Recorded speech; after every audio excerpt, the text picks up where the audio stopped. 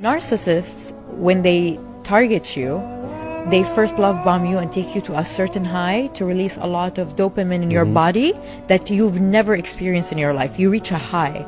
And then when they make sure you reach the high, they drop you so low, they release cortisol in your body, which is the stress hormone. Makes you want the high again. And makes you want the high again. So, and the only person that can take you that high is them. So you feel like, why can't I walk away from them?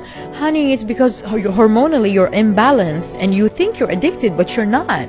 They've just mixed you up so badly, intentionally. And now they're playing around with you. So when I learned that, how malice and how malicious they are, I was like, my God, it was so easy to get over them. So easy.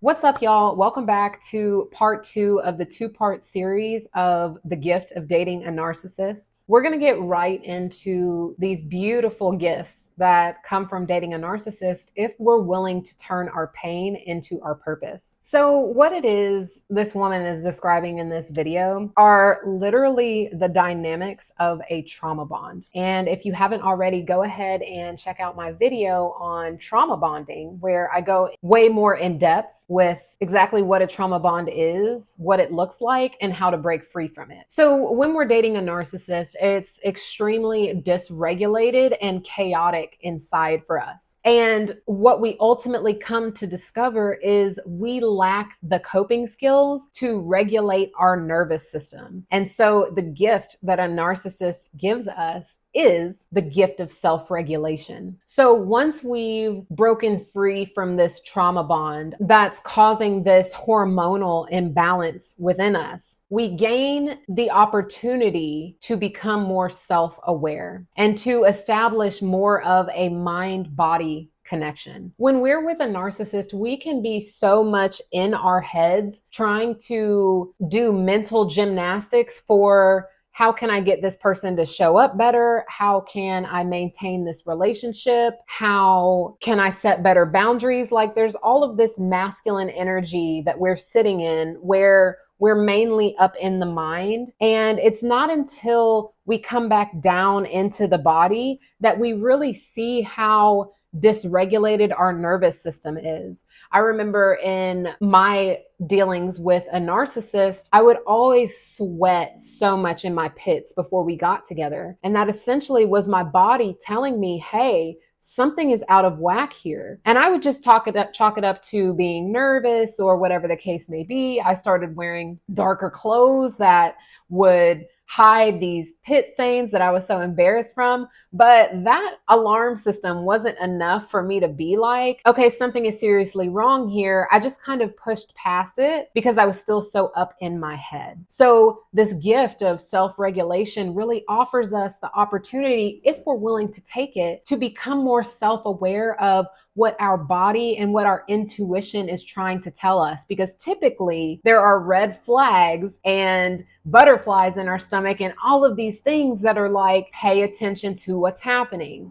But because we're so focused on the fantasy and so focused on being anxiously attached and fear of abandonment and fear of rejection and low self-worth and all of these things that we experience in dealing with a narcissist, we're now able to take a step back and go, how does this person make me feel? How do I feel around this person? What is my body trying to tell me about this person or this situation? Does this feel right for me? Not is it logically right for me? We gain the ability to self-soothe and console ourselves in moments where our nervous system gets ramped up. And all of this leads to the establishment of more inner peace, which I think is what we all seek. But the thing about receiving these gifts that a narcissist gives, or these gifts that dealing with a narcissist offer, is it requires inner work. These gifts don't just happen as a result of dating a narcissist. I mean, if it did, the line would be longer than the wall of China because people would be trying to obtain this type of inner spiritual growth. But what happens in dating a narcissist is we're given a gift that helps us choose differently next time. And if you tend to attract the same type of partner or multiple narcissists into your lives, they're actually trying to offer you this next gift if you're willing to see it. Narcissists are willing to completely give up on and abandon relationships with anyone if it requires them to admit to wrongdoing or abusive behavior and apologize. And I do mean anyone. This includes close family members and even their own children. Nothing is more important to a narcissist than complete control over the narrative, their rewritten version of history. That narrative is everything to them. And no matter what they have done, no matter how appalling, how disturbing, or how shocking, they will not accept accountability.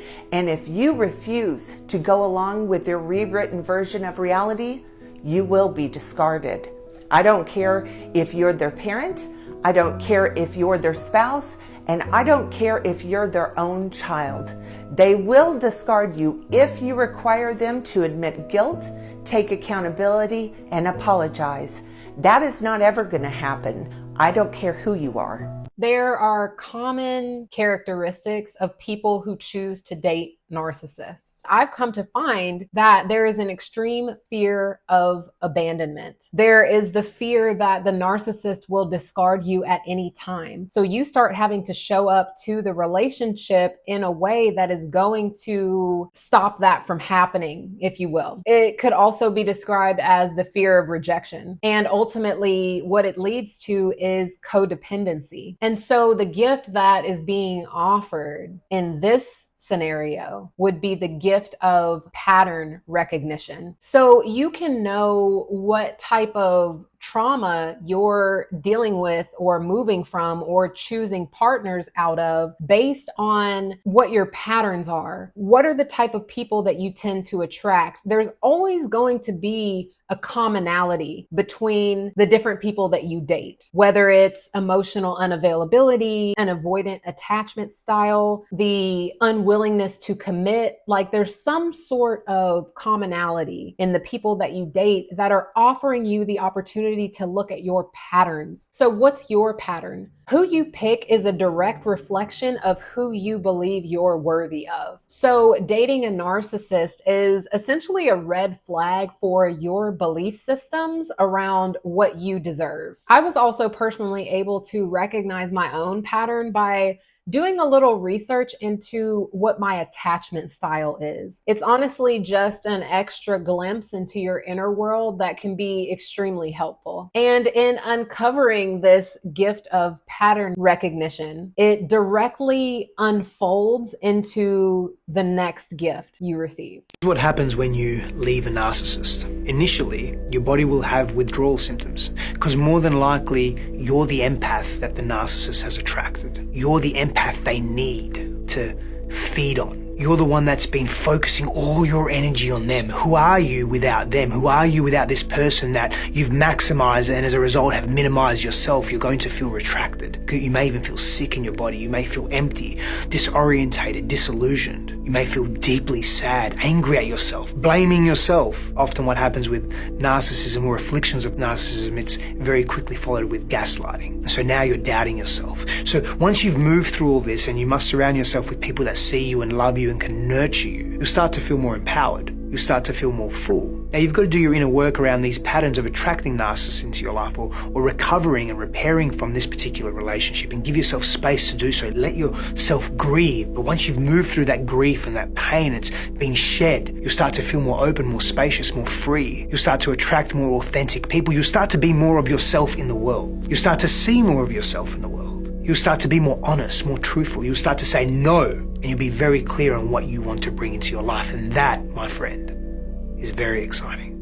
So what happens in recovery from breaking free of a trauma bond is essentially a stretching of your being. And this is what I like to call the gift of evolution. What happens is you're on a journey of beginning to nurture the self again. There was so much self-abandonment that happened in the narcissistic relationship that it's all about coming back into yourself and nurturing all the parts of yourself that you left behind in the relationship. So what's happening is new building blocks are being constructed. There's a new you that's emerging, one that will never be the same as the person that you walked into the relationship as. You come out better, stronger, wiser, fuller, more authentic, more loving, more compassionate, more peaceful, more free. These are all direct reflections of nurturing the self and making healing your number one priority. I always like to say that the one constant in life is change, and you have the choice to choose to change for better or for worse, but it's all up to you. It's your responsibility. And so dating a narcissist can offer you that if you're willing to go there, but no one can do it for you. You have to walk it yourself. Now, there's one more gift. This is the last gift, but I think it's ultimately the most important gift that we receive from dating a narcissist and the journey to healing from a narcissistic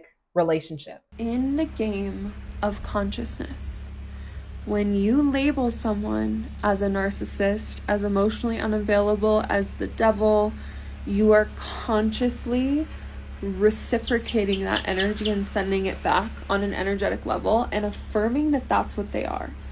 And when this happens, we perpetuate the cycle of those labels and the existence of those labels, and we don't give that being an opportunity to break free from those labels, even if they're exemplifying behaviors that match those labels in your mind. So what do we do, and how do we call another being back into love, even if it's a being that we don't have like a personal relationship with? You hold a candle and you hold a light and a prayer that they return to love. And this is unconditional love. Jesus was not a special being. He was a being that embodied unconditional love. And when we condemn someone, when we further, also, I used to be Catholic, so just had a little Jesus note come in, but he's just a great example of Christ consciousness, of love. When we condemn someone and put them in the corner, we continue to perpetuate shame and guilt, and shame and guilt quite literally makes us sick in the body. So how do we show up for people that are causing pain and harm in our world? This is where it's challenging for the human, but we have to arrive to the land of forgiveness. We just do. We have to put our pride and ego aside and show up in a way that is true and loving to the people in our lives. We don't continue the pain. We don't punish someone and put pain on them and continue the pain cycle. We forgive and we show up differently. So if someone's showing up in a way that angers you and frustrates you and you're like, fuck this person, you are the only person responsible for your life and for how you show up. You cannot control another. So all you can do is hold the prayer that they return to love and be the walking remembrance of love. The gift of unconditional love, or the gift of forgiveness. A question to ask yourself is, can I love someone who has hurt me? Now, love doesn't necessarily mean that you stay in a relationship or that you allow someone to still have access to your being. That's not what that means. But it means that there is a oneness that is the framework of who we are, an interconnectedness of oneness of everyone's being. We're all made from the same fabric. We come from the same source. So forgiveness is just a recognition of that's where they are on their journey, because how people treat you is not a reflection of you. It's a reflection of them. And so there is a choice. We have the choice every day in every moment to choose love, to choose forgiveness. And this isn't something that happens overnight. You don't just go from hot to cold without lukewarm and all of the other temperatures that are in the middle. Like, there is a gradient that happens. So again, it's not something that happens overnight. You don't go from I hate you to I love you. And it's really a practicing of gratitude, but that doesn't come until the healing happens. And when you still have resentments that you're holding on to, it's just your indicator that there's more healing opportunity there that you can choose to look at or not. I really hope that y'all have enjoyed this series. I've so much enjoyed making it and breaking this down in a way that helps to show people that beautiful things can come from very ugly, tragic situations. But it's up to us to find the needle in the haystack to find purpose from the pain that we endure. Because without purpose behind it, then it was almost for nothing. And then from this purpose, we gain so much, and then we help our brothers and sisters to find that same purpose behind their pain. So that's pretty much all I have for y'all today. If you haven't already, go ahead and drop a comment. I want to know what your experience has been like in dating a narcissist, or if you're still in that predicament and you're trying to break free from that trauma bond. Definitely speak up. Let us know where you are. We're here for you. We support you and we love you. Go ahead and like, subscribe, and share this video with someone who you think needs it. Thanks for watching, and I'll see you in the next video.